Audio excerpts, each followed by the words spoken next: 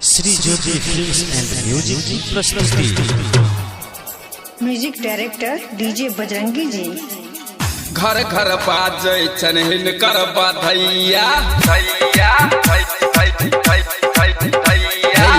घर घर बाजै छन हिनकर बधैया घर घर बाजै छन हिनकर बधैया नंद जी के लल्ला कन्हैया घर घर बाजै छन हिनकर बधैया घर घर बाजै छन हिनकर बधैया नंद जी के लल्ला कन्हैया घर घर बाजै छन हिनकर बधैया घर घर बाजै छन हिनकर बधैया।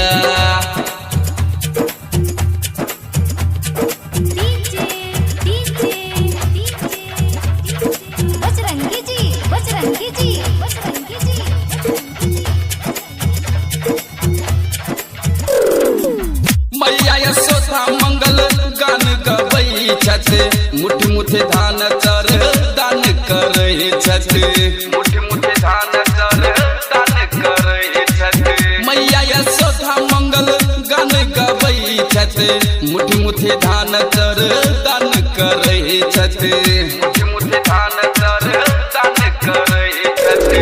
जड़ गेल कान्हा के मामा कसैया जड़ गेल कान्हा के मामा कसैया घर घर बाजै छै हिनकर बधैया घर घर बाजै छै हिनकर बधैया घर घर बाजै छै हिनकर बधैया।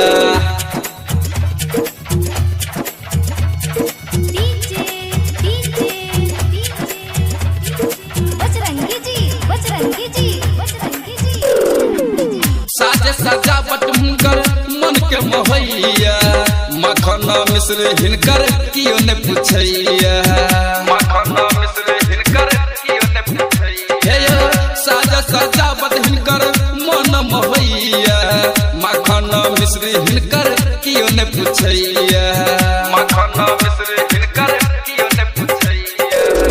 पूरा गोकुल मथुरा नचैया पूरा गोकुल मथुरा नचैया नंद जी के लल्ला कन्हैया घर घर बाजै छन हिनकर बधैया घर घर बाजै छन हिनकर बधैया नंद जी के लल्ला कन्हैया नंद जी के लल्ला कन्हैया घर घर बाजै छन हिनकर बधैया घर घर बाजै छन हिनकर बधैया घर घर बाजै छन हिनकर बधैया। Shri Jyoti films and music की प्रस्तुति।